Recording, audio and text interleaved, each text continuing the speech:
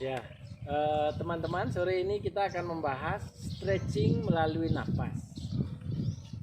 Bagaimana stretching itu penting?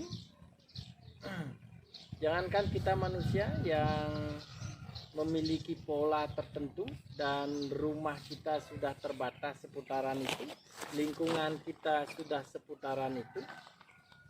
Kalau kita melihat bahkan hewan-hewan saja stretching, seperti harimau, seperti ular. Kalau ular biasanya stretchingnya itu mulutnya yang di stretching. Kalau harimau atau singa mulutnya, lalu kelenturan tubuhnya yang dia sampai membungkukkan tubuhnya, terus dia sampai ini kan dadanya gitu ya. Nah, kita pun perlu seperti itu. Stretching ini dibutuhkan ketika kita misalkan makan terlalu kenyang, ketika kita baru bangun, ketika kita malas, ketika kita bosan, ketika kita mengalami sensasi yang kurang baik. Nah, kita butuh stretching. Coba sekarang berhadapan lalu rebah. Berhadapan satu sama lain, balik tubuhnya.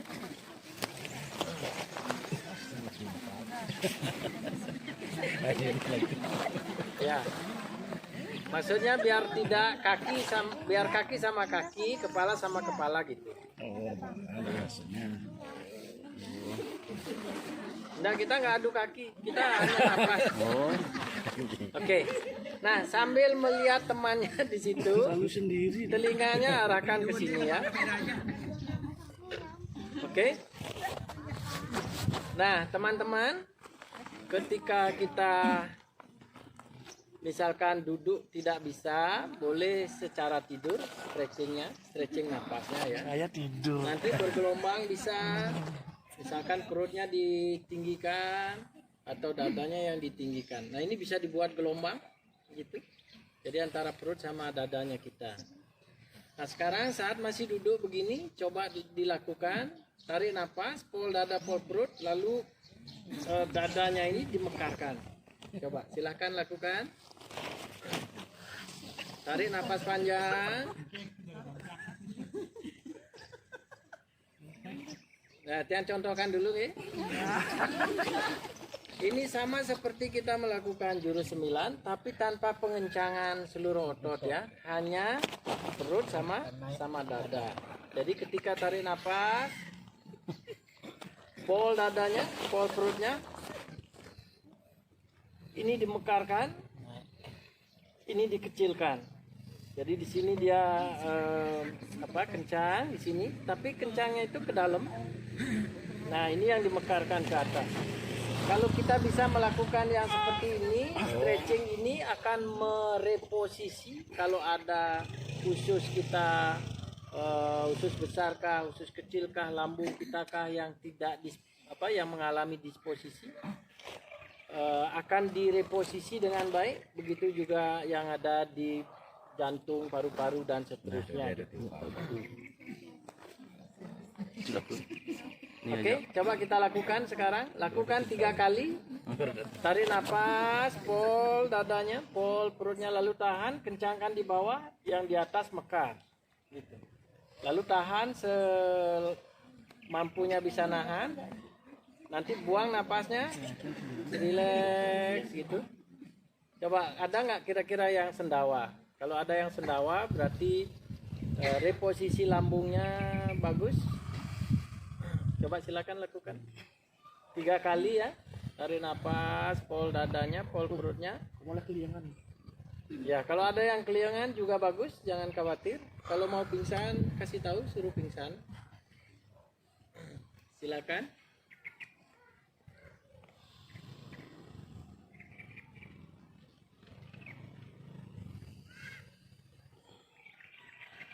Guru, perutnya ditarik ke dalam ya? Ya, ke dalam. Masuk dia. Dadanya yang mekar, perutnya ini kempes. Kayak orang habis hembuskan itu. Ya, betul. Jadi seakan-akan kita mengembuskan tapi dia naik ke Tapi atas. naik ke atas. Iya.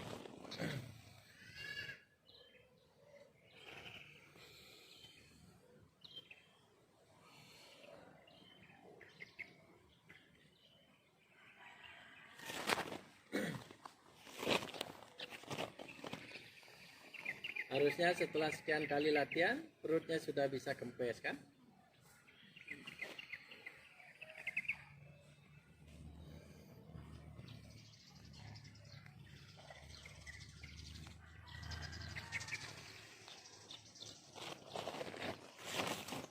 Oke, kok banyak dadanya yang nggak mekar ya?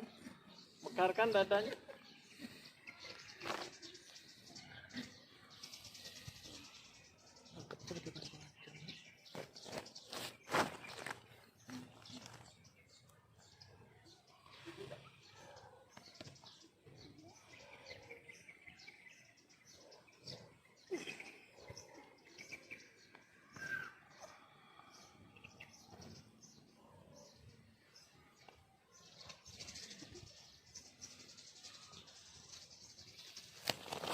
Oke, udah lebih bagus.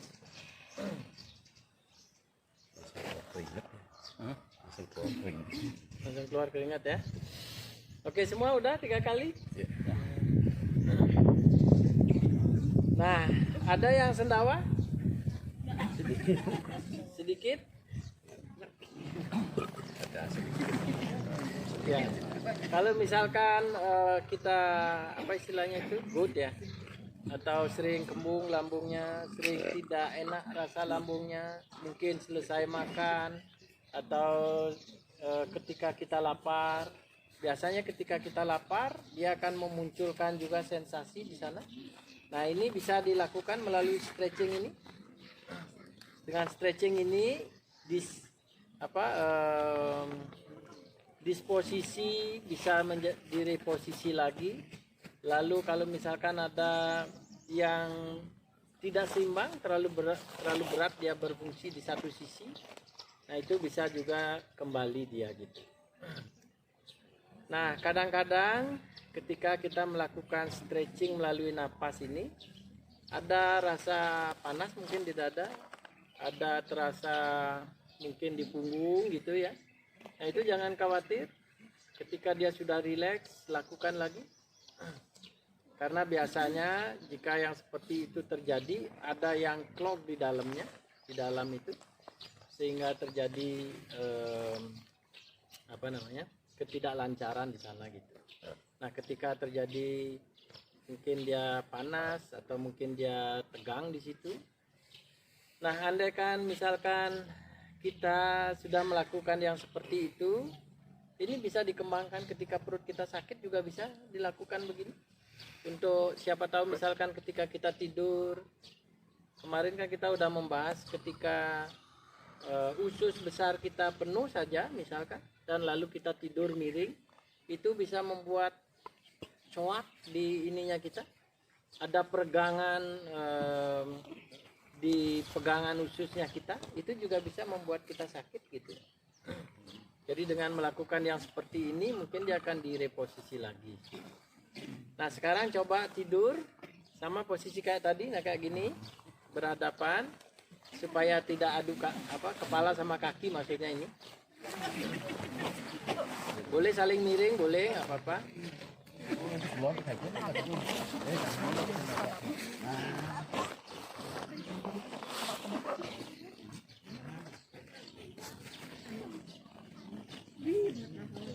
Nah, sekarang proses ini kita lakukan untuk membuat gelombang. Dada kita nanti kecil, perut kita yang membesar. Nanti perutnya yang mengecil, dada kita yang membesar. Nah, ini juga sama untuk posisi organ-organ kita yang ada di punggungnya kita, yang ada di perut, seputaran perutnya kita ini. Coba lakukan dulu, kalau nggak bisa kita bangun lagi. Tarik nafas, kembangkan perutnya.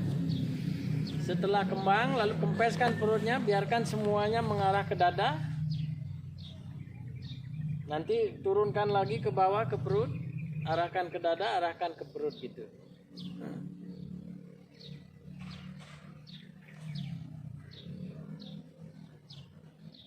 Tarik napasnya, pol dada, pol perutnya, nanti perutnya yang kembang, lalu perutnya yang kempes, arahkan ke dada.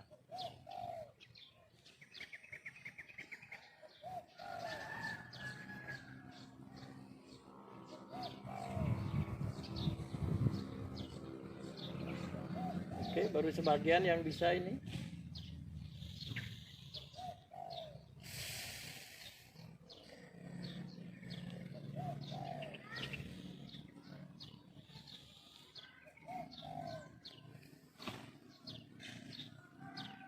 Oke, coba lakukan 3 kali dengan disadari apa yang berbeda, apa yang berubah di perut kita, di paru-paru organ dadanya kita.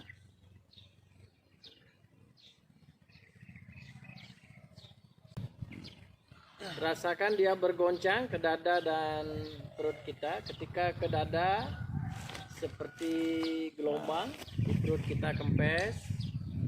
Ketika perut kita yang kembung, di dada kita seakan-akan ketarik.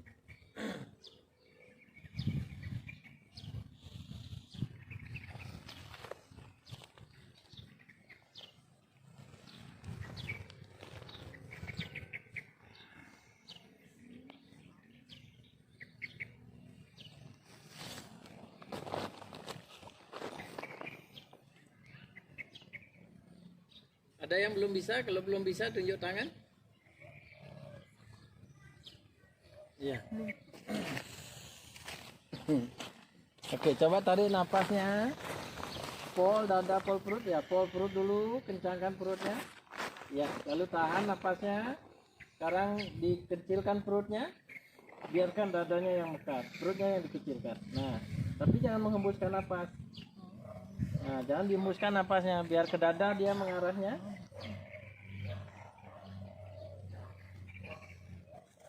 Ya, kecilkan perutnya, biarkan dadanya yang mekar.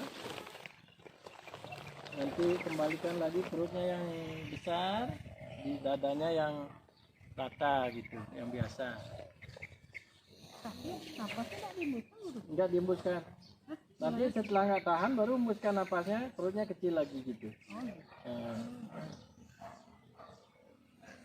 Oke, semua bisa? Nah, berarti ada yang lepas itu. Di situ. Ya. Oke. Semua udah bisa? Ada yang belum bisa? Oke, kalau udah bisa silakan bangun. Kembali ke depan, depan.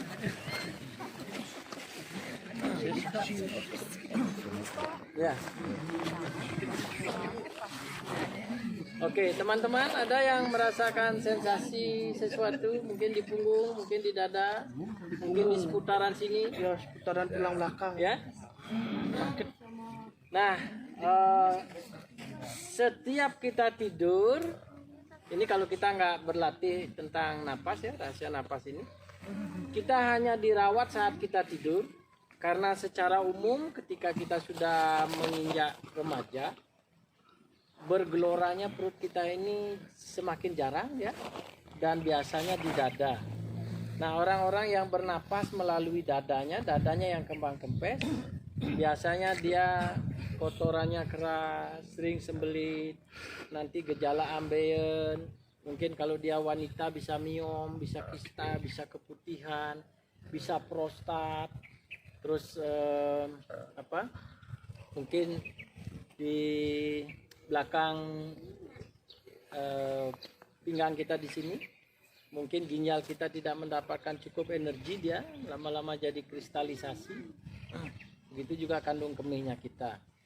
Nah, kita dirawat oleh tubuh kita itu hanya saat kita tidur baru perutnya bergeming. Nah, sekarang latihlah yang seperti ini supaya kalau misalkan ada kebekuan-kebekuan itu, dengan kita menaik turunkan perut dan dadanya kita ini, nanti kebekuan-kebekuan ini bisa diluruhkan gitu. Nah, itu biasanya menimbulkan sensasi dia. Kalau sudah bisa menggelombangkan antara perut dan dada ini, mungkin Jumat depan kita berlatih untuk memeriksa melalui kembang kempes perut kita ini, untuk memeriksa organ kita yang ada di dalam ini gitu. Ada pertanyaan?